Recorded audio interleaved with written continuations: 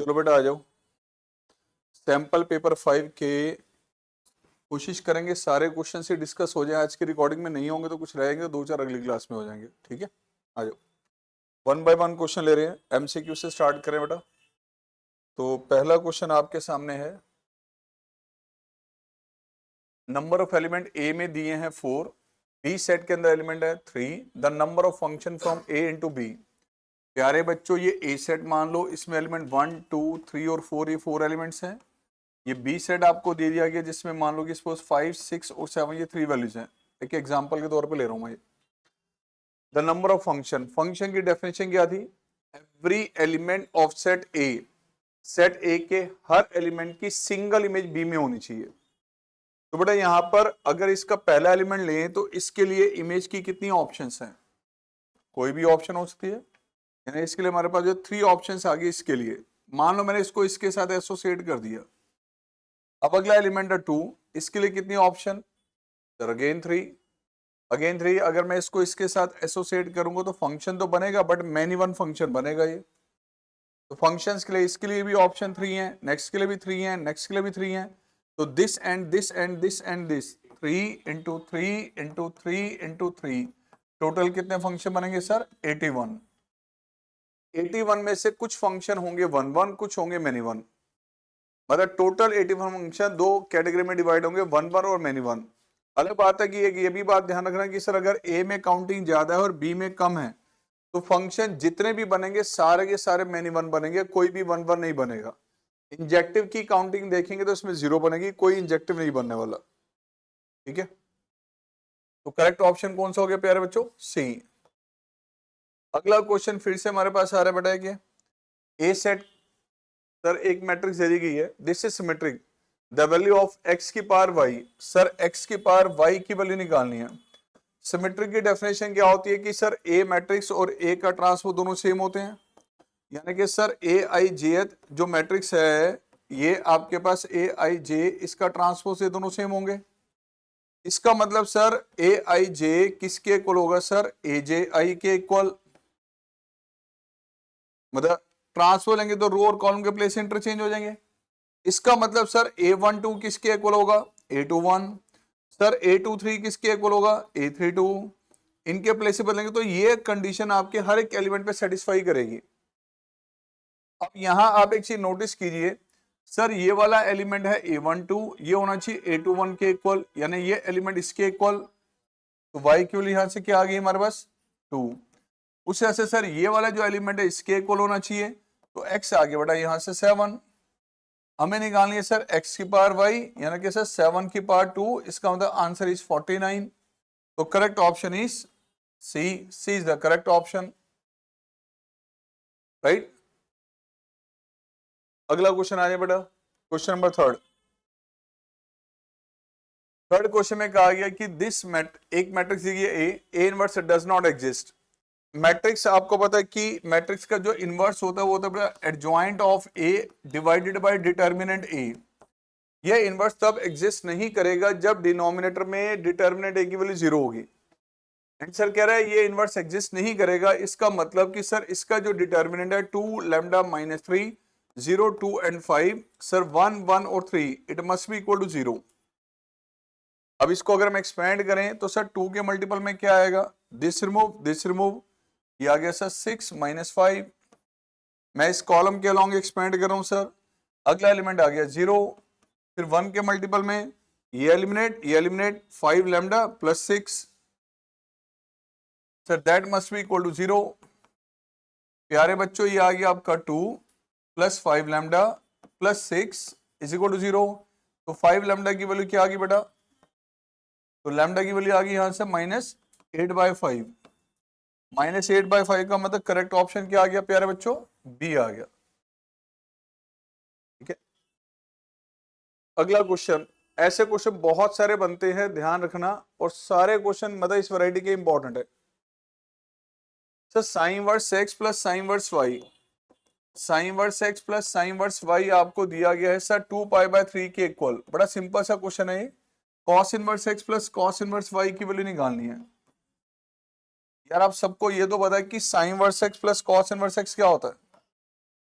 Sign inverse alpha plus cos inverse alpha, सबको पता है सर ये पाई बाय 2 होता है। अगर इस रिलेशनशिप को हम यहाँ पे यूज कर लें तो मैं साइन इनवर्स एक्स को यहाँ लिख सकता हूँ सर पाई बाय 2 माइनस, ऐसे सर इसको लिख सकते हैं हम pi by 2 minus cos inverse, ये आ गया सर किसके equal 2 pi by 3, pi by 2 plus pi by 2 ये pi minus cos inverse x minus cos inverse y is equal to 2 pi by 3। तो 2 पाई बाय 3 को इसमें लेस किया तो ये आ गया पाई बाय 3, इन दोनों को राइट साइड ले लिया cos inverse x plus cos inverse y, तो cos inverse x plus cos inverse y की वैल्यू क्या आ रही है हमारे पास pi by 3, option C is correct.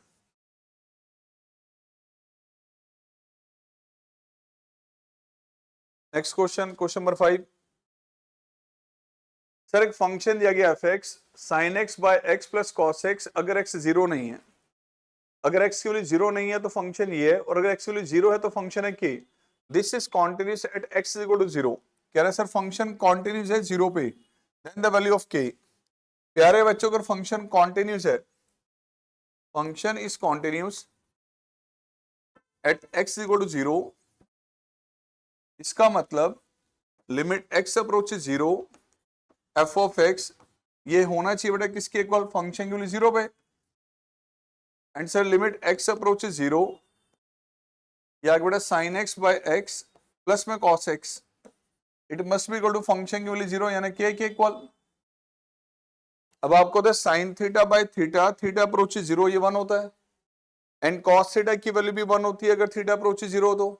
Sir 1 ये भी है और 1 ये भी है, इसका मतलब sir 1 plus 1 that is equal to k, तो के की वैल्यू क्या आ गई के आ गया बेटा 2, so option B is correct,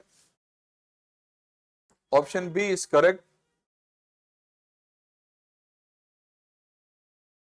इससे नेक्स्ट आ रहा बेटा ये the minimum value of the function. Sir एक फंक्शन आपको दिया गया sine x plus cos x, इसकी मिनिमम वैल्यू पूछ रहा है। प्यारे बच्चों इसमें कहीं नहीं कहा लोकल मैक्स या लोकल में निकालो, एब्सोल्यूट मैक्स या एब्सोल्यूट में अगर होता तो कोई एक इंटरवल दिया था, इंटरवल भी नहीं दिया हुआ। तो ये question basically without using derivative का, बिना डेरिवेटिव यूज के इसकी मैक्सिमम मिनिमम वैल्यू निकालनी है। एंड आप लोगों ने पहले स्टडी किया हुआ सर एक form a sine theta plus b cos theta, कभी भी अगर आपको दे रखा हो तो आप इसको easily sine A plus B, sign A plus B में बदल सकते हैं या कॉस ए माइनस बी में बदल सकते हैं। और इसकी वर्किंग आप सबको पता क्या करते थे हम, साइन थीटा का जो कोफिशिएंट है इसका स्क्वायर, कॉस थीटा का जो कोफिशिएंट है इसका square, sum under the root, इस वैल्यू से करना है आपने मल्टीप्लाई डिवाइड, राइट। तो सर इस वैल्यू से जब इसको करेंगे मल्टीप्लाई डिवाइड तो ये आपका easily sine A plus B में बदल जाएगा। तो साइन थीटा का कोफिशिएंट है 1, कॉस थीटा का कोफिशिएंट 1, तो sir 1 square plus 1 square under the root, यानी कि रूट 2 से करना multiply divide, 1 by root 2 sine x plus 1 by root 2 cos x, ये आ गया बेटा root 2, this is sine x, ये आ गया सर कॉस 45 प्लस ये आ गया कॉस एक्स, 1 बाय रूट 2 का मतलब sine 45, sine A cos B plus cos A sine B, तो फंक्शन आ गया sine of A plus B, तो कन्वर्ट होके ये बन चुका बेटा। अब नोटिस कीजिए फंक्शन अब आपके सामने ये है, एंड साइन थीटा की वैल्यू जो भी होती है आपको साइन थीटा की वैल्यू -1 से 1 के बिटवीन लाई करती है, एंगल जितना मर्जी बढ़ा लो जितना मर्जी कम कर लो। तो साइन थीटा की जो वैल्यू हमारे पास है बेटा sine of x plus pi by 4 lies between -1 and 1, and इसके मल्टीपल में रूट 2 है, तो रूट 2 से किया आपने मल्टीप्लाई, रूट 2 से मल्टीप्लाई करने पे सर रूट 2 से मल्टीप्लाई करने पे रिजल्ट आ गया ये। तो y की वैल्यू जरा ध्यान से देखिए कहां से लेके कहां तक है, माइनस रूट 2 से root 2, what is the minimum value -√2, और मिनिमम वैल्यू ही आपसे पूछा गया था। तो प्यारे बच्चों मिनिमम वैल्यू आ गई -√2, B option is correct.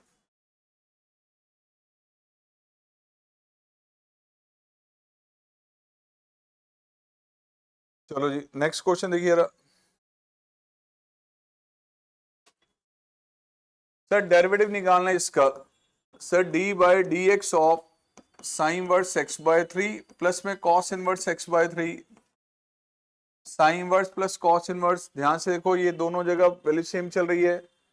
Sign inverse alpha plus cos inverse alpha क्या होता है सर, पाई बाय 2 होता है। तो इसका मतलब सर ये आ गया आपका डेरिवेटिव हमने किसका निकालना है सर, पाई बाय 2 का। कांस्टेंट वैल्यू है, कांस्टेंट का 0 होता है, इसलिए ऑप्शन हमारे पास कौन सा आ गया, ए इज करेक्ट। ठीक है,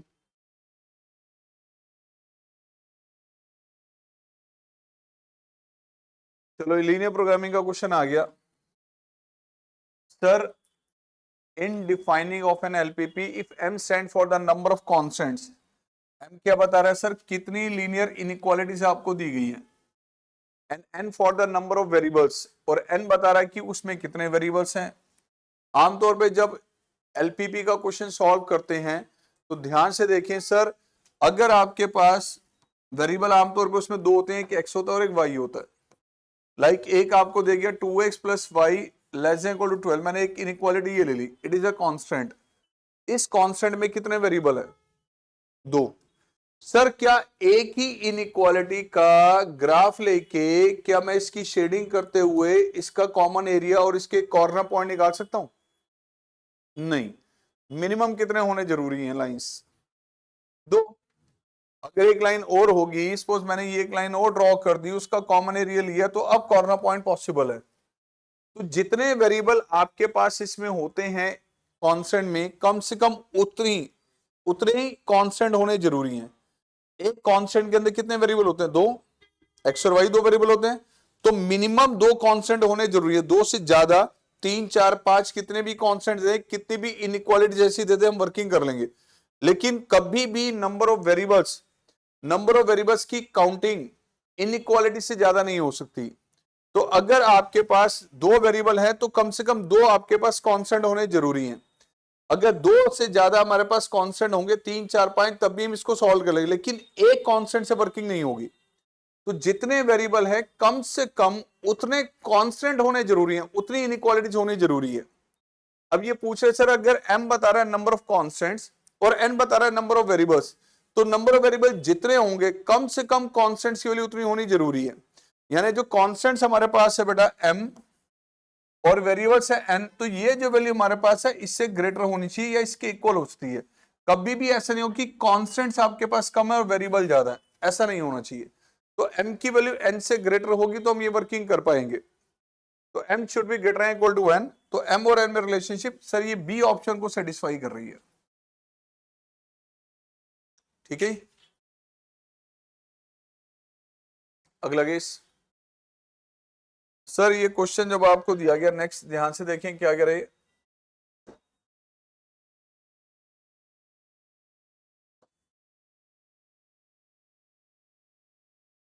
card is picked up at random from 52 playing card. Given that the picked card is a queen, the prop of this card to be a card of spade. Sir card आपने एक draw किया, वो card queen का था, given है, chances के निकालने की वो स्पेड का है। गिवन दैट क्वीन अगर कर चुका है, क्वीन अगर कर चुका है, आपने कार्ड ड्रॉ किया सर, वो कार्ड किसका था, क्वीन का। क्वीन के कितने कार्ड होते हैं, 4, उनमें से स्पेड के कितने होते हैं, 1। तो सर क्वीन का कार्ड अगर कर चुका है, ये गिवन है, यानी कि उन चारों में से कोई एक कार्ड आया था, ये पक्का बता, क्वीन के 4 में से उनमें से कार्ड जो निकाला कि वो स्पेड का, उसकी प्रोबेबिलिटी क्या होगी, एक ही होता है, प्रोबेबिलिटी 1/4। तो option is C is correct. ठीक है, हाँ कंडीशनल से करोगे ये आंसर आएगा। करके दिखाऊं, लो चलो ये उससे करते हैं हम। मान लो सर ए हमने मान लिया कि कार्ड स्पेड का था, तो स्पेड के कार्ड फेवर में काउंटिंग में आएंगे 13। बी कार्ड सर क्वीन का था, सर क्वीन के कितने कार्ड होते हैं सर, सर होते हैं 4। कितने कार्ड इंटरसेक्शन में आएंगे सर, सर वो एक ही कार्ड आएगा। प्रोबेबिलिटी निकालनी है ए की, जब बी कर चुका है, तो this is probability of A intersection B upon में प्रोबेबिलिटी ऑफ बी। इंटरसेक्शन की प्रोबेबिलिटी क्या होगी सर, 1/52। बी के चांसेस क्या है sir, 4/52। The answer is 1/4, right.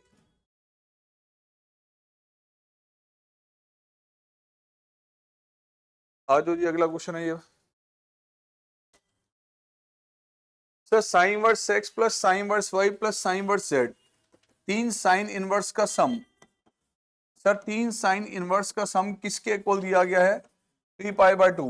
यार एक बात बताओ, साइन इनवर्स की प्रिंसिपल रेंज क्या होती है? -π/2 से π/2। मैक्सिमम वैल्यू साइन इनवर्स की क्या आती है? π/2। एक बात आओ, जब ये वैल्यू मैक्सिमम होगी π/2, जब ये वैल्यू मैक्सिमम होगी π/2, जब ये मैक्सिमम होगी π/2, तभी तीनों का सम ये आता है, और किसी सिचुएशन में नहीं आएगा। अदरवाइज एक π/2 है, एक वैल्यू से कम है, π/2 से अगली भी π/2 से कम है, तीनों का सम 3π/2 बनेगा ही नहीं। सम 3π/2 तब बनेगा जब इसकी वैल्यू मैक्सिमम है, जब इसकी मैक्सिमम, जब इसकी मैक्सिमम है। तो सर ये पक्का पता चल गया कि साइन इनवर्स एक्स की वैल्यू सर हमारे पास क्या है? π/2 है। साइन इनवर्स वाई की वैल्यू क्या है सर? ये भी π/2 है। साइन इनवर्स जेड की वैल्यू क्या है बेटा? ये भी π/2 है। तो सर यहां से x क्या आएगा फिर? साइन π/2 यानी 1। ऐसे y की वैल्यू भी 1 आएगी, z की वैल्यू भी 1 आएगी। तो सर x y z तीनों की वैल्यू 1 है। अब निकालना क्या हमने सर? हमने कैलकुलेट करना है x into y plus y into z plus z into x. Sir 1 into 1 plus में 1 इंटू 1 प्लस में 1 इंटू 1। प्यारे बच्चों आंसर इज 3। तो करेक्ट ऑप्शन कौन सा हो गया sir? B is the correct option, right. अब ये जरूरी है कि मैक्सिमम वैल्यू पे ही बने, हो सकता है सर ये मिनिमम वैल्यू पे बन जाए। कि सर तीनों का सम दे देंगे -3π/2। अब तीनों का सम -3π/2 तभी होगा जब ये भी -π/2 हो, ये भी -π/2, ये भी -π/2, राइट। ध्यान रखना ये। तो ऐसे केस में एक्स वाई जेड तीनों की वैल्यू क्या होगी? -1 -1 -1। इसका आंसर फिर भी 3 आएगा। ओके, क्वेश्चन नंबर 11 सर ये एक आपको दिया गया है, ध्यान से देखें। x minus a vector x minus vector a dot vector x plus vector a is equal to 15 for a unit vector vector a. Sir vector a is a unit vector, तो उसका मैग्नीट्यूड सर 1 यूनिट है। अब मुझे vector x का magnitude calculate करना है। तो यार एक बात आओ, चलो डॉट प्रोडक्ट लगाते हैं इसमें। सर ये आ गया x dot x plus x dot a minus में a डॉट x माइनस में a dot a that is equal to 15। x dot x क्या होता है? मैग्नीट्यूड ऑफ x का। सर ये x डॉट a है, कॉम्यूटेटिव प्रॉपर्टी के according इसके प्लेस बदल जाते हैं, कैंसिल आउट हो जाएगा। ये आ गया a का स्क्वायर। प्यारे बच्चों दो तो हो गया एलिमिनेट। तो मैग्नीट्यूड x का स्क्वायर a के मैग्नीट्यूड का square that is equal to 15। Sir a का मैग्नीट्यूड कितना दिया हुआ है? 1 यूनिट। नहीं आ रही है आंटी जी, फ्रंट एंक्लोजर में बैठ के आप निन्ने पूरी कर रहे हैं यहाँ पे अपनी। तो सर x का मैग्नीट्यूड कितना आ गया? 4 यूनिट आ गया बेटा, ये आ गया आपका, ठीक है जी। This is 4 unit. आगे सर ये पूछा गया, बताइए सर इसकी डिग्री क्या है? Degree sir 1 plus y double dash का स्क्वायर रेज टू पावर 3/2, ये दे देंगे सर वाई डैश के इक्वल। डिग्री पूछी गई है। सर डिग्री के लिए क्या जरूरी होता है पहले बताओ? जो एक पोलिनोमियल फंक्शन होता है, लाइक एक पोलिनोमियल फंक्शन मैंने यहां पे लिखा sir f(x) is equal to a0 sir a1 x की पावर 1, a2 x की power 2 and so on up to sir an x की पावर n। अगर n ये नेचुरल नंबर्स है, x की डिग्री अगर सर नेचुरल नंबर में है तो इसको पोलिनोमियल फंक्शन कहते हैं। पोलिनोमियल फंक्शन है ये x के टर्म्स में, और अगर x के प्लेस पे कोई भी डेरिवेटिव लिख दिया जाए तो हम कहेंगे कि पोलिनोमियल फंक्शन है in terms of derivative, in terms of differential coefficient. जब ऐसा होता है तो डिग्री तभी पॉसिबल होती है, बाकी केसेस में डिग्री पॉसिबल नहीं होती। पोलिनोमियल फंक्शन अगर होगा इन टर्म्स ऑफ डेरिवेटिव तभी पॉसिबल होगा। तो इसका मतलब डेरिवेटिव की डिग्री जो भी है सर वो नेचुरल नंबर होनी चाहिए। यहां गौर से देखें, 1 प्लस सेकेंड डेरिवेटिव का स्क्वायर नेचुरल नंबर है, बट ये नेचुरल नंबर नहीं है। जब ये नेचुरल नंबर्स में होगी तो हम डिग्री बताते हैं। जब ये नेचुरल नंबर में होगी तो जो हाईएस्ट डेरिवेटिव की हाईएस्ट एक्सपोनेंट होती है, हाईएस्ट डिग्री होती है, उसको डिग्री कहा जाता है। तो प्यारे बच्चों, यहां पे सबसे पहले फ्रैक्शन को रिमूव करने के लिए हमने किया दोनों side squaring both sides, squaring both sides. जब दोनों साइड स्क्वेयर किया तो ये आगे बढ़ा वाई डैश का स्क्वायर। अब बताओ, क्यूब ओपन करेंगे तो सेकंड डेरिवेटिव हाईएस्ट दिख रहा है इस इक्वेशन के अंदर, उसकी हाईएस्ट डिग्री कितनी आने वाली है? 6। कितनी आएगी? 6। इवन डिग्री उसके अलावा कुछ और भी आएंगे सेकेंडरी डिग्री, लेकिन हाईएस्ट कितनी आएगी उसको डिग्री कहा जाएगा। तो डिग्री कितनी होगी sir? 6। Correct option is D.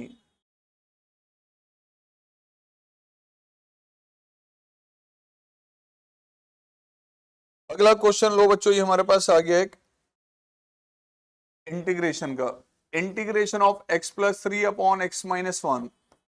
यार इंटीग्रेशन के ऐसे क्वेश्चंस में आपको खास बताया गया कि पूरे चैप्टर में दो बातों का खास ध्यान रखना, कब भी कोई क्वेश्चन इंटीग्रेशन का सामने आए, अलजेब्रिकल अगर एक्सप्रेशन आपको दिया गया तो x की डिग्री न्यूमरेटर में हमेशा डिनोमिनेटर से कम होनी चाहिए। अगर न्यूमरेटर में डिग्री ज्यादा है तो क्या बताया गया था? लॉन्ग डिवीजन मेथड से रिड्यूस करना है। और अगर न्यूमरेटर डिनोमिनेटर में डिग्री सेम है तो बताया गया था कि जो डिनोमिनेटर में फैक्टर है वही न्यूमरेटर में बनाना है लेस करके। क्या डिग्री सेम है या नहीं? तो न्यूमरेटर को अगर हम चेंज करें, 1 लेस किया और ऐड किया, 1 लेस किया और ऐड किया, डिवाइड कर दिया 1 plus 4 upon x minus 1 separate कर दिया बेटा। नाउ 1 का इंटीग्रेशन, इसका इंटीग्रेशन 4 टाइम्स लॉग ऑफ, कौन सा ऑप्शन है जरा चेक करें। The C option is correct, the C option is correct. Integration का क्वेश्चन सामने है तो हमेशा दो बातें ध्यान रखनी है। अगर अलजेब्रिकल एक्सप्रेशन है तो न्यूमरेटर में डिग्री कम होनी जरूरी है। और सेकंड पॉइंट जो ध्यान रखें, क्वेश्चन को स्टार्ट करने से पहले क्या किसी क्वांटिटी को सब्स्टिट्यूट करने की जरूरत तो नहीं है। कोई भी क्वेश्चन बोर्ड में है, इंटीग्रेशन सबसे पहले दो बातें ध्यान रखनी है। इनडेफिनेट का, डेफिनेट का होगा तो अलग, मैंने से सोचा ना, डेफिनेट में ये दो बातें देखनी है हमेशा।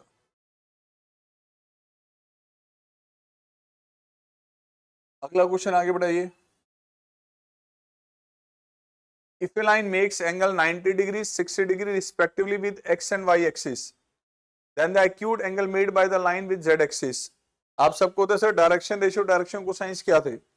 जब एक लाइन का एंगल 3 कोऑर्डिनेट एक्सिस के साथ अल्फा बीटा गामा बनता है तो अल्फा बीटा गामा को डायरेक्शन एंगल्स कहते हैं। उनकी कॉस की जो वैल्यू होती है, cos alpha, cos beta, cos gamma को डायरेक्शन कोसाइंस कहते हैं। एंड सर एल आपके पास होता है l m n, direction cosines की वैल्यूज होती हैं। ये होता है सर कॉस अल्फा, ये होता है सर कॉस बीटा, और सर ये होता है कॉस गामा, जिसमें अल्फा बीटा गामा एंगल किसके साथ होते हैं? तीनों कोऑर्डिनेट एक्सिस के साथ। फिर ये भी पता होना चाहिए sir l square m square n square का सम किसके इक्वल होता है? सर 1 के equal. Angle with x axis कितना दिया गया? 90 डिग्री। तो लो बेटा एल की वैल्यू आ गई cos 90 यानी 0। एम आ गया सर हमारे पास किसके इक्वल? cos 60 डिग्री, इसका मतलब सर 1/2। अब एल की वैल्यू है, एम की है, दोनों यहां रख दे तो आपको एन की वैल्यू मिल जाएगी। तो सर यहाँ पे इनको रिप्लेस किया, ये आ गया 0। सर 1/2 का स्क्वायर प्लस में n square is equal to 1। तो एन स्क्वायर की वैल्यू आ गई बेटा 1 माइनस 1/4। तो एन आ गया बेटा प्लस माइनस √3/2। तो कॉस गामा की वैल्यू या तो होगी √3/2 या कॉस गामा की वैल्यू होगी माइनस √3/2। सर ये पॉसिबल नहीं है क्योंकि क्लियर मैसेज है कि गामा एंगल एक्यूट है, 90 डिग्री से कम है। 90 डिग्री से कम है तो कॉस पॉजिटिव होना चाहिए, नेगेटिव नहीं, राइट। अब कॉस की वैल्यू √3/2 किस एंगल पर होती है? Sir 30 degree. तो गामा एंगल आ गया आपका 30 degree. Angle with Z axis is 30 degree. Option A is correct.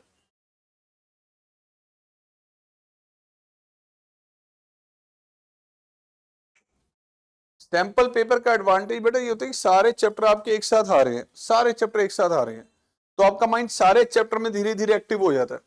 Sample paper जब तक 15 से 20 नहीं करोगे कॉन्फिडेंस गेन नहीं होगा। पूरा सिलेबस करके बैठ जाओ, एक एक चैप्टर करके बैठ जाओ, गेन तभी होगा जब तक 15-20 सैंपल पेपर करोगे। सैंपल पेपर जितने ज्यादा करोगे उतनी जल्दी कॉन्फिडेंट फील करोगे, और मैथमेटिक्स से कॉन्फिडेंस आना पहले जरूरी है हमारे लिए। तो कॉन्फिडेंस लाने के लिए सैंपल पेपर की जितनी जल्दी वर्किंग होगी उतना बेटर फील करोगे। 15 से 20 सैंपल पेपर पहले खींचो, एक एक क्वेश्चन करो, डाउट्स वाले क्वेश्चन अच्छे से प्रिपेयर करो। उसके बाद देखो कौन से चैप्टर बार बार प्रॉब्लम दे रहे थे सैंपल पेपर में, उन चैप्टर को उठाना है, इंडिविजुअली उनकी प्रैक्टिस करनी है। फिर ये है तरीका करने का।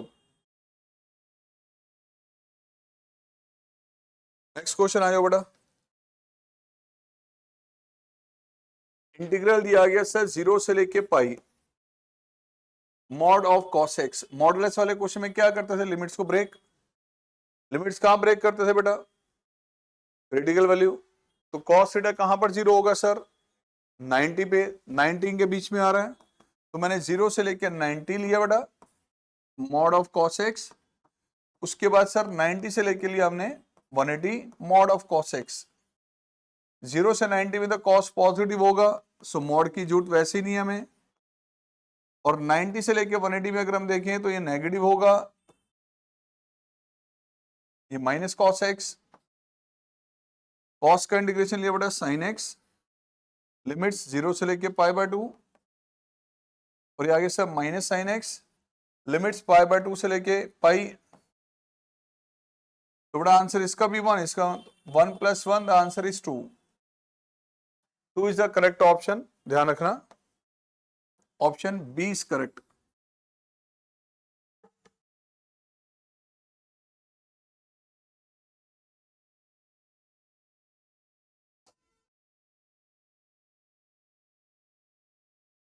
नेक्स्ट क्वेश्चन आगे बेटा। This function has 2 points of local maxima, 2 points of local minima, 1 maxima and 1 minima, या no maxima और minima। तो सर एक बात ध्यान रखना कि कभी भी एक फंक्शन में अगर जितनी क्रिटिकल वैल्यूज आती हैं वही पॉइंट्स मैक्सिमा मिनिमा के बनेंगे। अगर 2 पॉइंट निकल रहे हैं क्रिटिकल वैल्यू तो पक्का एक मैक्सिमा का और एक मिनिमा का होगा, कभी दोनों मैक्सिमा कभी दोनों मिनिमा के नहीं होंगे, नहीं होंगे। तो सर ये फंक्शन आपको दिया गया है 2x³ - 3x² - 12x + 4। बेटा डिफरेंशिएट किए इसे, चलो चेक कर लेते हैं। 6x² - 6x - 12, 6 कॉमन ले लिया तो x² - x - 2, sir x - 2 and x + 1, derivative ये आ गया। डेरिवेटिव को रखा जब 0 क्रिटिकल वैल्यू के लिए, तो क्रिटिकल वैल्यू से यहां से क्या आ गई, एक -1 और एक x वैल्यू आ गई 2। अब इन दोनों में से कौन सा पॉइंट मैक्सिमा का मिनिमा का, इसको नोटिस करना है। 2 पॉइंट दिख रहे हैं ना, वैसे आपको बता रहा हूं ये हमेशा एक मैक्सिमा एक मिनिमा का निकलेगा। हाँ अलग बात है कि में से कोई पॉइंट ऑफ इन्फ्लेक्शन बन सकता है, लेकिन दोनों मैक्सिमा के होंगे या दोनों मिनिमा के होंगे कभी पॉसिबल ही नहीं है, ठीक है। और चेक करें सेकेंड डेरिवेटिव। सेकेंड डेरिवेटिव लिया बेटा इसका, दिस इज 2x - 1 यानी 12x - 6। सर सेकेंड डेरिवेटिव की वैल्यू अगर मैं लेता हूं -1 पे, -1 रखा तो ये -18 आ गया, और अगर मैं निकालता हूं सर 2 पे, 2 यहां पे रखा तो सर ये नेगेटिव आ रहा है, ये पॉजिटिव आ रहा है, एक पॉइंट मैक्सिमा का एक मिनिमा का आ रहा है। तो करेक्ट ऑप्शन क्या हो गया प्यारे बच्चों, C option is correct. C option is correct.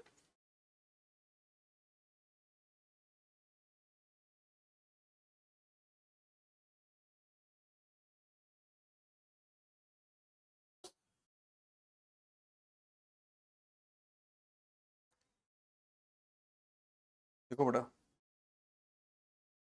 The value of I.J × K, J.I × K and K.I × J। अब ये जब क्रॉस प्रोडक्ट करवाया जाता है बहुत अच्छे से बताया जाता है कि सर I × J ये होता है सर K के equal, sir J × K sir ये होता है I के equal, and sir K × I ये होता है सर J के इक्वल। प्लेस बदल दें तो साइन चेंज हो जाते हैं इसके। सर J × K क्या होगा, ये ये तो आई है, जे डॉट आई क्रॉस के क्या होगा, minus A cap, and sir के क्रॉस ये क्या बन जाएगा सर, दिस इज के कैप। अब सर आई डॉट आई क्या हो गया सर, ये तो 1 हो जाएगा, जे डॉट जे आ जाएगा ये, एंड सर ये भी 1 आ गया सर, तो 1 minus 1 plus 1, the answer is 1। Correct option C.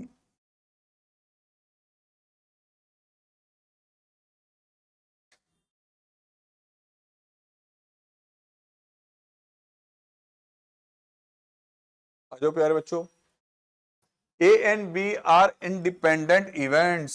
Sir independent events हैं, तो इंडिपेंडेंट इवेंट में आपको होता है कि probability of A intersection B क्या होगा, probability of A into probability of B. अच्छा फिर ये भी आपको पता है कि एक थ्योरम हमने स्टडी की थी, अगर ए और बी दो इवेंट्स इंडिपेंडेंट होती हैं तो पेयर ए और बी नॉट का ये भी इंडिपेंडेंट होता है, ए नॉट बी का पेयर ये भी इंडिपेंडेंट होता है, ए नॉट बी नॉट का पेयर भी इंडिपेंडेंट होता है।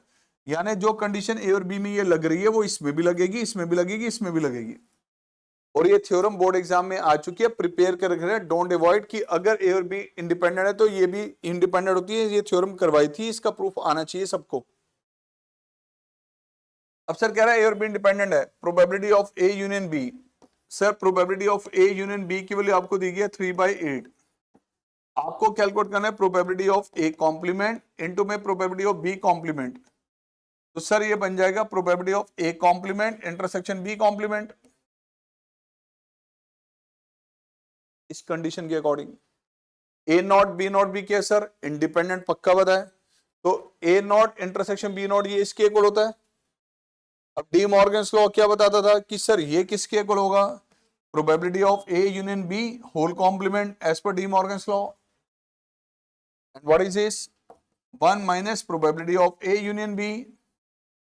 प्यारे बच्चों प्रोबेबिलिटी ऑफ ई नॉट इसके इक्वल होता है 1 माइनस प्रोबेबिलिटी ऑफ ई। तो ए यूनियन बी की प्रोबेबिलिटी हमें गिवन हुई है बेटा 3/8, तो 1 माइनस 3/8, द आंसर इज 5/8।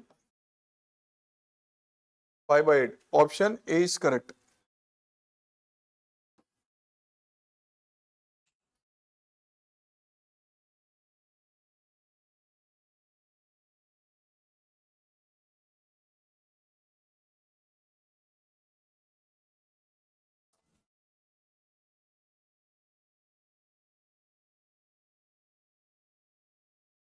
अगला केस है बेटा ये,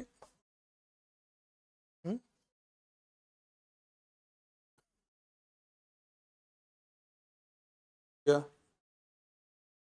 बेटा, ये तो होता ही है ना, probability of A plus probability of A not, probability of E plus probability of E not किसके इक्वल होता है सर, 1 होता है, ठीक है ना। आ जाओ बेटा, the constant function this is injective. ये कह रहा है सर, असर्शन ये दे दिया कि ये फंक्शन इंजेक्टिव है, गलत। कांस्टेंट का मतलब आप एक्स कुछ भी रखें तो वाई तो सेम ही रहेगा। एक्स को मैं 1 2 3 4 5, तो सर फंक्शन की वैल्यू तो 5 ही आएगी। आप कहेंगे सर इसमें एक्स है कहां पर, तो यार एक्स नहीं है, एक्स नहीं है तभी इसकी वैल्यू कांस्टेंट है बेटा। अगर एक्स होता तो ये बदलता रहता साथ साथ। मैंने एक्स की वैल्यू रिप्लेस की सर 1, तो फंक्शन की वैल्यू 1 पे क्या आ रही है 5। एक्स रिप्लेस किया मैंने 2, तब भी फंक्शन की वैल्यू क्या आ रही है सर 5। एक्स की वैल्यू अलग अलग रिप्लेस करने पे वाई की वैल्यू तो सेम ही आ रही है, कांस्टेंट है। फंक्शन क्या हुआ सर, मैनी 1, तो इंजेक्टिव तो नहीं है।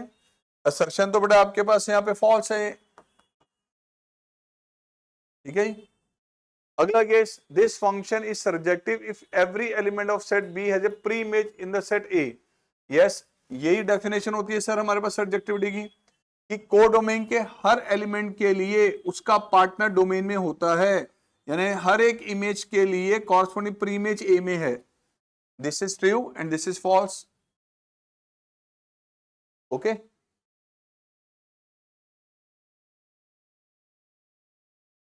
अगला क्वेश्चन,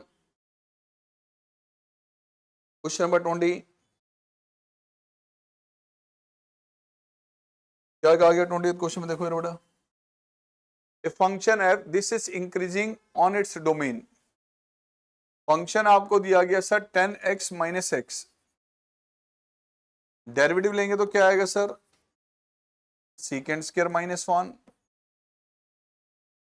एंड सीकेंड थीटा की वैल्यू हमेशा ध्यान रखना, सीकेंड थीटा की वैल्यू सर जब भी आएगी या तो 1 से ग्रेटर होती है और या -1 से लेस देन होती है। ये होती है सीकेंड की वैल्यूज, -1 से 1 के बीच में सीकेंड नहीं आता। अब सीकेंड की अगर ये वैल्यूज हैं तो इनका स्क्वायर करूंगा 1 से बड़ा ही आएगा। ये वैल्यूज हैं अगर, तो इनका स्क्वायर करूंगा, स्क्वायर करने पे तो वैल्यू पॉजिटिव आएगी और वो सर इन्हीं लिमिट्स में लाई करेगी। तो सीकेंड स्क्वायर की वैल्यू जब भी आएगी सर 1 से बड़ी आएगी। अगर ये वैल्यू 1 से ग्रेटर है तो सीकेंड स्क्वायर में 1 लेस करेंगे, हमेशा पॉजिटिव वैल्यू देगा।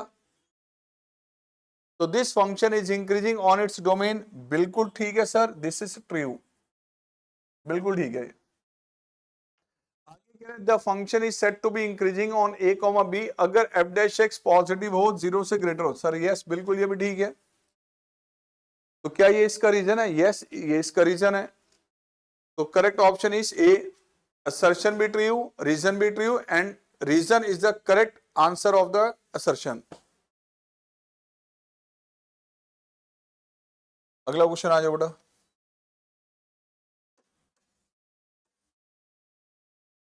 x की वैल्यू निकालनी है, क्वेश्चन नंबर 21। सर x की वैल्यू कैलकुलेट करनी है हमने। यार ये जो मैट्रिक्स है पहली बताओ इसका ऑर्डर क्या चल रहा है? 1 रो 3 कॉलम 1/3 इसका ऑर्डर, और इसका ऑर्डर, इन दोनों को मल्टीप्लाई कर सकते हैं हम, बिल्कुल कर सकते हैं सर। किस ऑर्डर की मैट्रिक्स बनेगी? तो चलो हम मल्टीप्लाई करें सर। इसको मल्टीप्लाई पहले इससे किया, this into this 1 plus 0 plus 2x। इसको मल्टीप्लाई नेक्स्ट कॉलम से किया तो 0 प्लस 2 प्लस x। इसको मल्टीप्लाई लास्ट कॉलम से किया तो 2 plus 1 plus 0, and next is 1 1 and 1। प्यारे बच्चों ये आ गया आपका 1 प्लस 2x, अगला आ गया सर 2 प्लस x, अगला आ गया 3 एंड 1 1 एंड 1। सर इसका ऑर्डर चल रहा है 1/3, इसका ऑर्डर आ रहा है 3/1। मल्टीप्लाई करने पे किस ऑर्डर की मैट्रिक्स बनेगी? 1/1, एक सिंगल एलिमेंट, और वो नल मैट्रिक्स से पहले बता रहा है। तो सर इसको मल्टीप्लाई करें, दिस इंटू में दिस 1 प्लस 2x प्लस में 2 प्लस x प्लस में 3, राइट साइड में नल मैट्रिक्स 1/1 ऑर्डर की, वो ये बनेगी। तो बेटा इन सबको ऐड किया आपने, दिस प्लस दिस 3x हो गया प्लस में 6, दैट इज इक्वल टू, तो बेटा x की वैल्यू क्या आ गई? -2, x आ गया -2।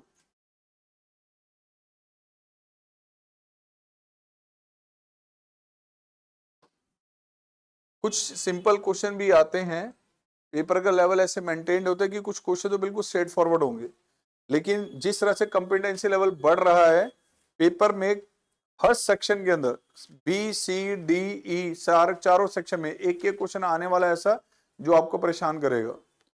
किसी एक ही सिर्फ केस स्टडी में ही नहीं, बी सी डी ई सारे सेक्शन में कोई एक एक क्वेश्चन मिलने वाला है, ध्यान रखना है। तो माइंड सेट करके चलना है कि पेपर जैसा किया था एग्जैक्टली वैसा उठ के आएगा, नहीं, थोड़ा बहुत कोई एक क्वेश्चन ट्विस्ट करके जाएगा हर एक सेक्शन के अंदर।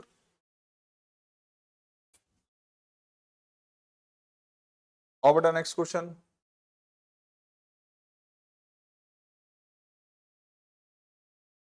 ये आपको दिया गया सर फंक्शन डेरिवेटिव निकालना है इनफाइनाइट सीरीज का, y is equal to root sine x plus में रूट साइन एक्स प्लस में root sine x and so on up to infinity. Sir आपको तो root sine x plus root sine x plus root sine x repeat हो रहा है। अगर इस पूरी सीरीज में से एक रूट साइन एक्स हटा लें तब भी इस पे कोई इंपैक्ट नहीं पड़ने वाला, एक रूट साइन एक्स इसमें ऐड कर देंगे तब भी कोई इंपैक्ट नहीं पड़ने वाला। इनफाइनाइट जारी है, कोई लिमिट नहीं है कि यहीं पे खत्म हो रहा है। तो सर इसको हम ऐसे एक्सप्लेन करके लिख सकते हैं, रूट ऑफ साइन एक्स, ये पूरी सीरीज उठा के अगर यहां रख दूं तो क्या ये फंक्शन से मैच करेगा? बिल्कुल करेगा। अब डेरिवेटिव निकालना है, squaring both sides,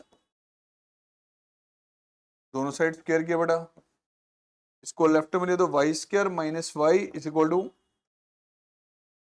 now differentiate किया तो 2y dy by d x minus dy by d x is equal to cos x. तो प्यारे बच्चों डेरिवेटिव ले लिया इसमें से कॉमन, तो ये आ गया 2y minus one is equal to cos x. तो dy बाई डी एक्स ये आगे बढ़ा हमारे पास कॉस एक्स अपॉन में 2y माइनस वन।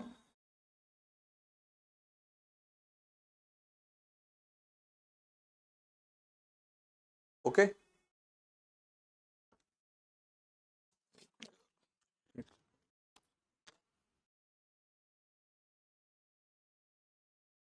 आगे बढ़ा इससे याद। क्वेश्चन नंबर 23 इंटीग्रल का क्वेश्चन है बेटा। इसकी कोई एनसीईआरटी में कोई पर्टिकुलर फॉर्म नहीं बनाई हुई, बट ये ऐसा कंसेप्ट बार बार रिपीट होता है कि डिनोमिनेटर में साइन स्क्वायर है या डिनोमिनेटर में कॉस स्क्वायर है दिया गया है, या साइन स्क्वायर कॉस स्क्वायर की टर्म्स एडिशन डिफरेंस में है। तो ऐसे केस में एक ही स्टेप लेना है बेटा, divide numerator and denominator by cos square x. एक ही स्टेप लेना है, divide numerator and denominator by cos square x. इससे डिनोमिनेटर जो पूरी तरह से टेन थीटा में बदल जाएगा एंड न्यूमरेटर में उसका डेरिवेटिव होगा सीकेंड स्क्वायर। तो हमने यहाँ पे स्टेप लिया, divide numerator and denominator by cos square x. तो इंटीग्रल में change secant square x D x sir 5 secant square x plus में 3 टाइम्स स्क्वायर एक्स। अब डिनोमिनेटर को पूरी तरह से टेन थीटा में चेंज कर लीजिए। सर सीकेंड स्क्वायर थीटा को चेंज करके लिखा 1 प्लस टेन स्क्वायर प्लस में 3 times square x secant square x D x. Denominator में आ गया sir 8 ten square x plus में 5। अब 10x को अगर हम t सब्स्टिट्यूट कर लेते हैं तो न्यूमरेटर में डेरिवेटिव है, 10x को t यूज किया आपने, डिफरेंशिएट किया तो बड़ा ये आ गया secant square x and dx। तो इंटीग्रल चेंज हो गया आपका सर dt अपॉन में सर 8t स्क्वायर प्लस 5। अब 8 कांस्टेंट को बाहर ले लें अगर हम तो dt अपॉन में सर t स्क्वायर प्लस में 5/8 यानी रूट ऑफ 5/8 का square. 1 upon x square plus a square क्या होता है formula sir 1 upon a tan inverse x upon a यानी टी अपॉन में रूट ऑफ 5/8 प्लस सी। और टी की वैल्यू रिप्लेस कर दी है जो आपने सब्स्टिट्यूट की थी। टी आपने किसको माना था सर 10x को टी यूज किया था, तो यहां से टी को 10x रिप्लेस कर देना है।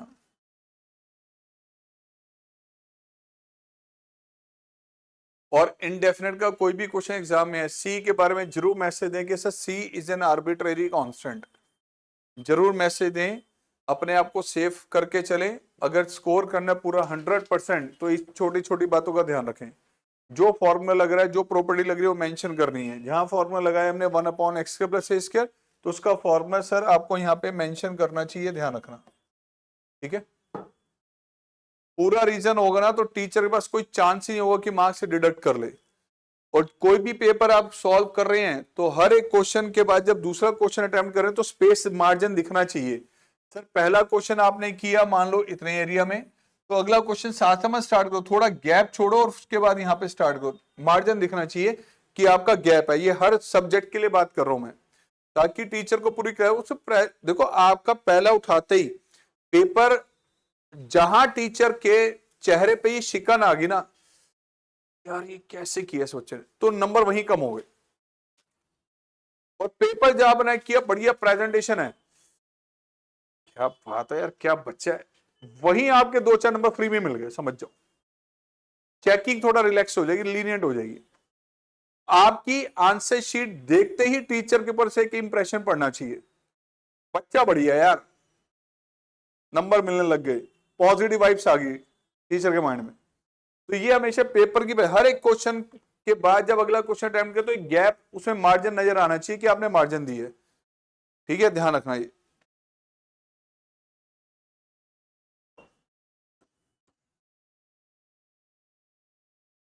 तो बेटा ये आ गया क्वेश्चन। डिफरेंशियल इक्वेशन में सबसे पहले फॉर्म आती है वेरिएबल सेपरेट की, लेफ्ट में राइट में वेरिएबल सेपरेट हो जाए। सर अगर मैं इस टर्म को यहां पे लूंगा तो दोनों वेरिएबल आगे एक्स और वाई सेपरेट तो नहीं होंगे। होमोजीनियस फॉर्म के लिए क्या था सर, एक्स को लैम्डा एक्स वाई को लैम्डा वाई रखने से अगले स्टेप में लैम्डा हट जाता है, वो यहां पर तो नहीं होने वाला। तीसरी फॉर्म क्या थी सर, लीनियर फॉर्म, और देखते पता चला लीनियर का क्वेश्चन है ये। तो सर इसको अगर हम d y by d x plus P y is equal to Q के साथ कंपेयर करें तो पी किसके इक्वल आ रहा है, क्यू आ रहा है हमारे पास। तो चलो इसको यूज करते हैं, इंटीग्रेटिंग फैक्टर निकालें हम। सर इंटीग्रेटिंग फैक्टर की वैल्यू ई की पावर पी का इंटीग्रेशन ई की पावर 3x, सॉल्यूशन क्या होता था सर, y इंटू में integrating factor, right side integral of q into में integrating factor with respect to x plus c। तो y इंटू में इंटीग्रेटिंग फैक्टर की वैल्यू राइट साइड q क्या था हमारा, e की power -2x, integrating factor e की power 3x dx plus c। तो सर y इंटू में e की power 3x, right side integration या e की power x and dx plus c, y into e की पावर 3x e की power x plus में c। अब अगर हम c की वैल्यू नहीं निकाल रहे यहां पे, ये ऐसे ही है, अगर इसको कहते हैं जनरल सॉल्यूशन। और अगर हम c की वैल्यू निकालने के लिए कोई कंडीशन दे रखी है, x ये है y ये है, तो वो यूज करके c निकाला और c की वैल्यू वापस इसमें रखेंगे तो उसको कहेंगे पर्टिकुलर सॉल्यूशन। जब तक c नहीं निकाल रहे इसको कहते हैं जनरल सॉल्यूशन, c की वैल्यू निकाल के रिप्लेस कर दी उसे कहते हैं पार्टिकुलर सॉल्यूशन, ध्यान रखना। तो ये बेसिकली यहाँ पे c की बहुत सारी वैल्यूज बन सकती हैं depending on the values of x and y। तो बेसिकली ये एक कर्व नहीं है, इसमें नंबर ऑफ कर्व छिपे हुए हैं, जैसे से अलग अलग x और y की वैल्यू रखते हैं c की वैल्यू से अलग अलग आती जाएंगी। तो it is the family of curve, ये कर्व का ग्रुप है, ये एक सिंगल कर्व नहीं है, इसलिए इसको जनरल सॉल्यूशन कहते हैं। जब कोई एक आपने x और y की वैल्यू रखी और c कैलकुलेट कर लिया और यहां रिप्लेस किया तो उस फैमिली का एक मेंबर आपके सामने आ गया, राइट। आओ जी अगला क्वेश्चन। ये सर प्रूव करना है फॉर एनी वेक्टर ए। तो मान लीजिए मैंने वेक्टर ए ले लिया सर, वेक्टर ए के लिए प्रूव करना है तो मैंने वेक्टर ए ये मान लिया एक्स आई कैप प्लस वाई जे कैप प्लस जेड के कैप। अब प्रूव करना है कि वेक्टर ए जो है वो इसके इक्वल है। तो जाओ राइट साइड, पहले हमारे पास ब्रैकेट में क्या चल रहा है sir, A dot I A dot J A dot के। तो सर ए डॉट आई इसका मतलब एक्स आई कैप प्लस वाई जे कैप प्लस जेड के कैप, यह है वेक्टर ए। डॉट आई, आई का मतलब इसको ऐसा आई कैप प्लस 0 जे कैप प्लस 0 के कैप। जब इन दोनों का डॉट प्रोडक्ट लगाया तो आंसर आ गया एक्स। ऐसे सर ए डॉट जे अगर हम लगाए यहां पे तो एक्स आई कैप प्लस वाई जे कैप प्लस जेड के कैप, इसका डॉट जे कैप के साथ, यानी कि सर 0 आई कैप प्लस जे कैप प्लस 0 के कैप। अब जब इसके साथ डॉट प्रोडक्ट लगाएंगे तो रिजल्ट क्या आ रहा है सर, वाई। ऐसे सर ए डॉट के कैप तो एक्स आई कैप प्लस वाई जे कैप प्लस जेड के कैप, इसका डॉट अप्लाई किया सर 0 आई कैप प्लस 0 जे कैप प्लस के कैप के साथ, तो रिजल्ट आ गया सर ये। अब आप राइट साइड जरा एक बार नोटिस करें आरएचएस क्या है सर, आरएचएस आपके पास है ए डॉट आई मल्टीपल में आई, ए डॉट जे मल्टीपल में जे कैप, सर ए डॉट के कैप मल्टीपल में के कैप। अब ए डॉट आई का आंसर क्या आया था हमारा, एक्स। तो सर ये वैल्यू तो हमारे पास ब्रैकेट में जो है ये एक्स है, एक्स आई कैप। ए डॉट जे की वैल्यू आई थी सर वाई, वाई जे कैप, अगला जेड के कैप। ध्यान से देखें तो सर ये वेक्टर ए है, यानी कि sir LHS left hand side,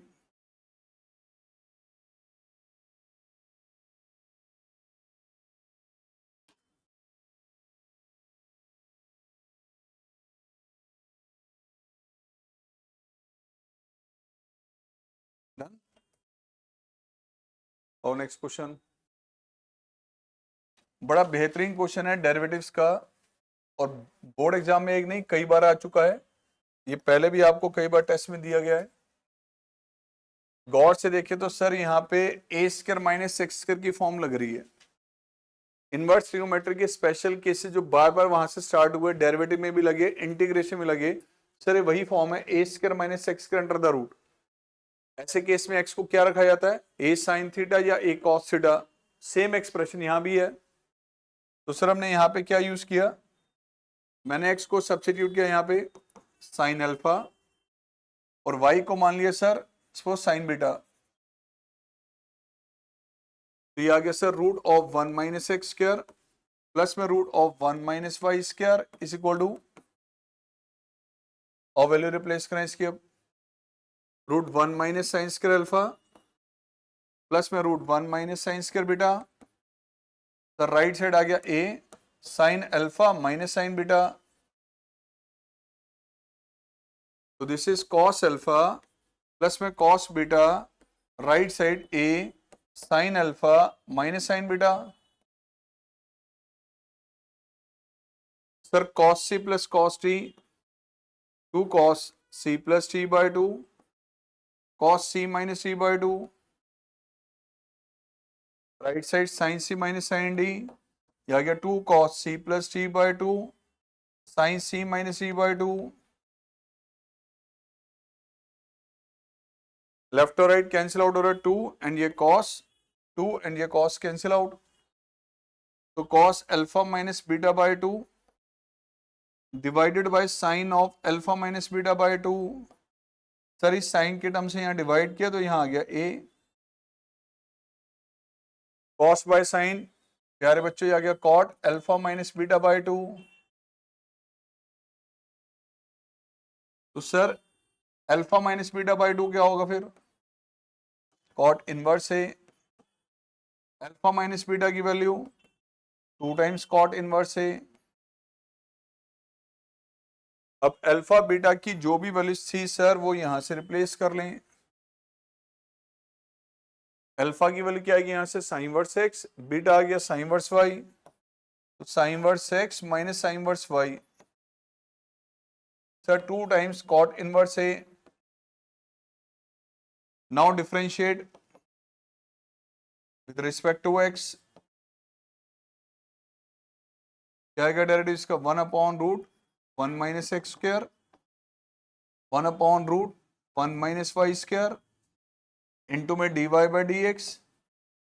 प्यारे बच्चों राइट साइड ना तो एक्स है ना वाई है, कांस्टेंट है, derivative will be 1 upon root 1 minus x square, sir किसके equal 1 upon root 1 minus y square into में डेरिवेटिव, ले लो डेरिवेटिव की वैल्यू क्या आ रही है यहां से,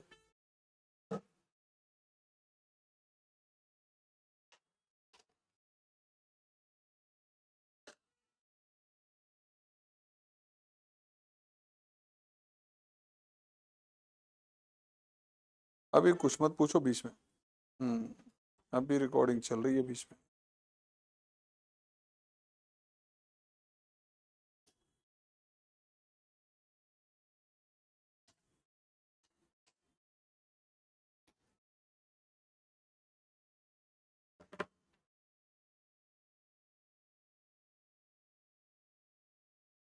आ जाओ बच्चों, प्रोबेबिलिटी का क्वेश्चन।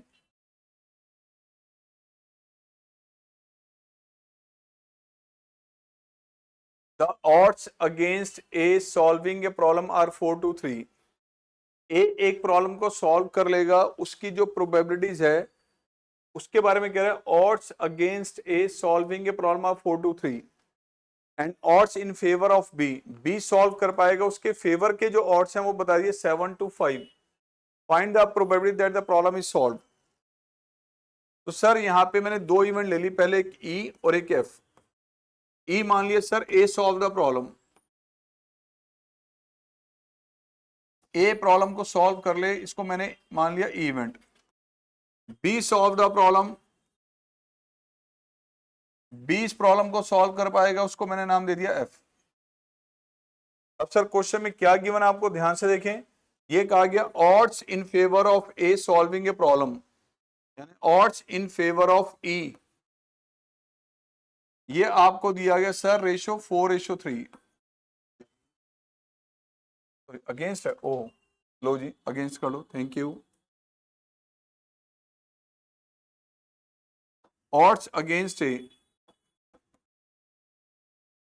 ये 4:3, यानी सर ए सॉल्व नहीं कर पाएगा, इसकी प्रोबेबिलिटी पहले है, सॉल्व कर पाएगा इसकी प्रोबेबिलिटी बाद में है। इन दोनों की जो रेशियो बनेगी वो दी है 4:3।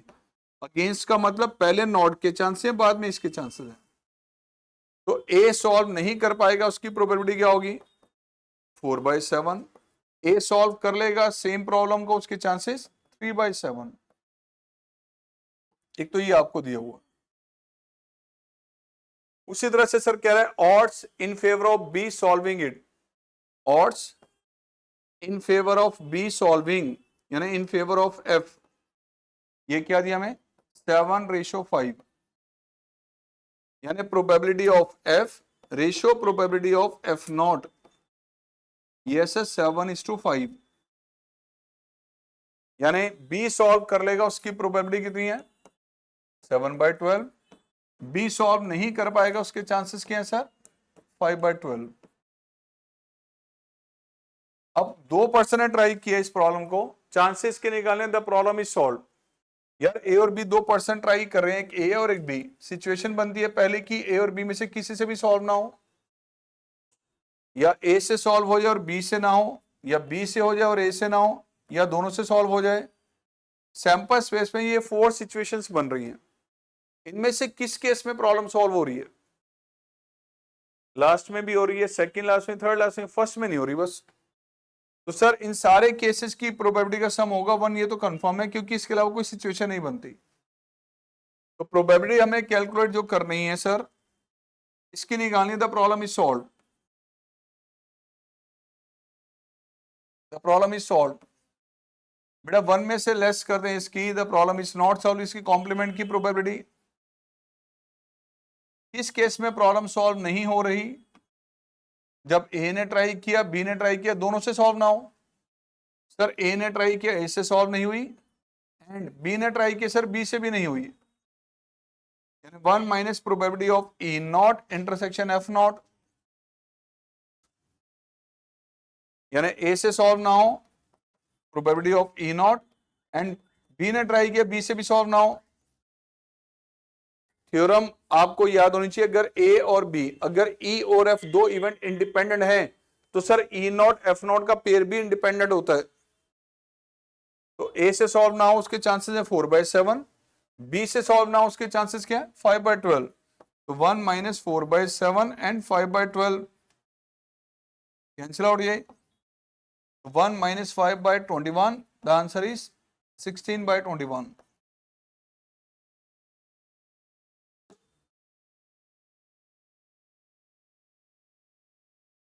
हो गया था।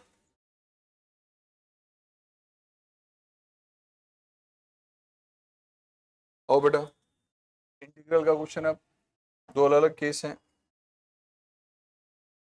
पहला केस है सर क्वेश्चन नंबर 28 का, 0 से लेके π/4 बहुत ज्यादा है। सबसे ज्यादा क्वेश्चन पता है डेफिनेट इंटीग्रल का एनसीईआरटी का, वो क्वेश्चन ये है। आप इसको देखेंगे, इसकी रिपीटेशन पता है कितनी है, 7 से 8 बार बोर्ड एग्जाम में आ चुका है, 7 to 8 टाइम्स, इतनी ज्यादा रिपीट हुआ है। एनसीईआरटी का ही क्वेश्चन है, डेफिनेट इंटीग्रल्स का, बहुत ज्यादा रिपीट हुआ ये। लोअर लिमिट क्या है? जब भी लोअर लिमिट 0, तो आपको क्या बताया गया था, आपने x को रिप्लेस करना है फंक्शन में अपर लिमिट -x से। तो सर यहां पे x को रिप्लेस करें, अगर हम x को रिप्लेस करें अपर लिमिट -x से,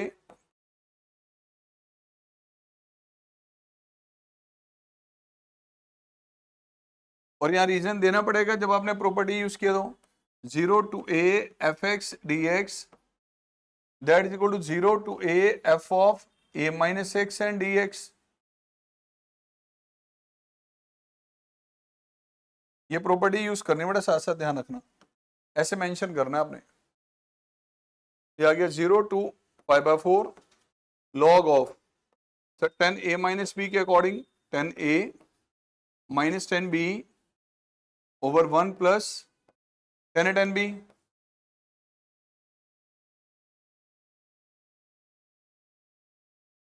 ये आगे बढ़ा 0 से लेके pi by 4 log of 1 plus 1 minus 10x over 1 plus 10x।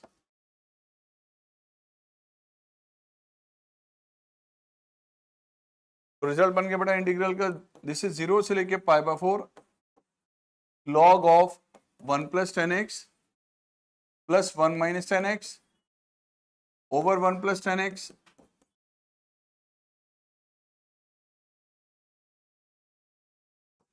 From 0 to 45 log of 2 upon में 1 plus 10x log a by b, this is log a 0 to pi by 4 log 2 minus log 1 plus 10x। तो integral आई आगे बढ़ा log 2 तो constant है, इसको बाहर लिया हमने, log 2 कांस्टेंट है, इसको बाहर ले लिया एंड 0 से लेके 45 this is log of 1 plus 10x i is equal to log 2 upper limit आ गई सर x 0 से लेके पाई बाय 4, इस i को लेफ्ट में लिया तो 2i log 2 upper limit minus lower limit. तो सर यहां से i की वैल्यू आ गई आपकी pi by 8 log 2।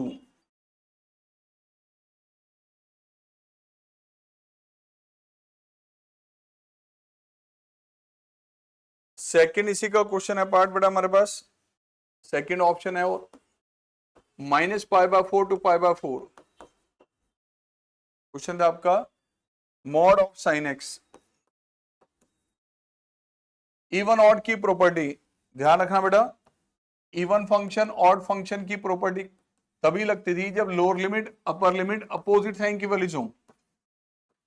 Even function odd function की प्रॉपर्टी तभी लगती है जब माइनस ए टू ए आपको दे रखा हो, मतलब lower limit upper limit opposite sign की वैल्यूज होंगी तभी इवन और ऑड को चेक किया जाता है। एंड सर ये माइनस ए टू ए दिया हुआ में, तो अब यहां नोटिस करें फंक्शन आपको दिया गया sir mod sine x. Check करने के लिए कि ये फंक्शन इवन फंक्शन है या ऑड फंक्शन है, हम क्या स्टेप लेते थे, एक्स को किस से रिप्लेस करते थे, माइनस एक्स से। तो replace x by minus x, बेटा एक्स को माइनस एक्स से रिप्लेस किया तो f of minus x sine of minus x, sir f of minus x ये आ गया सर मॉड में minus sine x, f of minus x ये बन जाएगा मॉड साइन एक्स, क्योंकि सर मॉड में ए हो या मॉड में माइनस ए हो दोनों सेम होते हैं। तो एफ ऑफ माइनस एक्स किसके इक्वल आ गया, फंक्शन इज, इवन के केस में क्या करते थे हम, सर इवन के केस में क्या किया जाता था, जो आपका फंक्शन है minus pi by 4 two pi by 4, function even है सर, ये कंफर्म हो गया। जब फंक्शन इवन होता है तो इंटीग्रल का डबल हो जाता है और लोअर लिमिट बदल के 0 हो जाती है।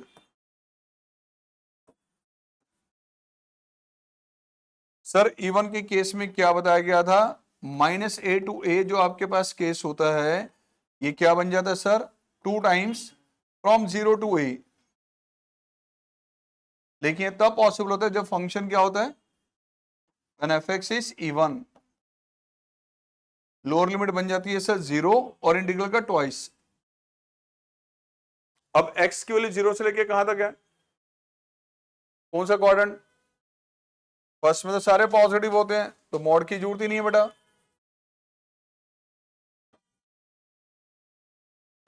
नाउ इंटीग्रेट, इंटीग्रेट किया और लिमिट से अप्लाई कर दी, upper limit minus lower limit, तो सर माइनस रूट 2 प्लस 2, ये आ गया आंसर आपका। ठीक है जी। इससे आगे के क्वेश्चन अगले लेक्चर में लेंगे हम। नेक्स्ट एक एक क्वेश्चन को डिस्कस करेंगे बेटा, एक एक क्वेश्चन को।